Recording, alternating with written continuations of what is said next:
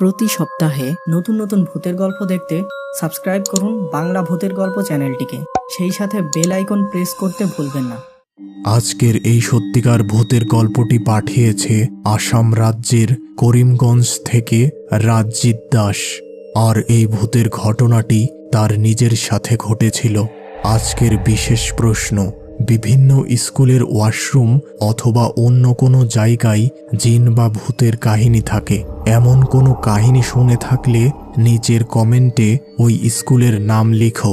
আমাদের পরবর্তী ভিডিওতে তোমার কমেন্ট দেখানো হবে। আর গত ভিডিওর প্রশ্নের উত্তরের কমেন্টগুলো এই ভিডিওর শেষে আছে। ওই দিন স্কুল থেকে বাড়ি আসার পর আমি স্নান শেষ করে খাবার খেয়ে ঘুমিয়ে গেলাম। ঘুম থেকে যখন উঠলাম তখন ঘড়িতে সময় সন্ধ্যা 6টা।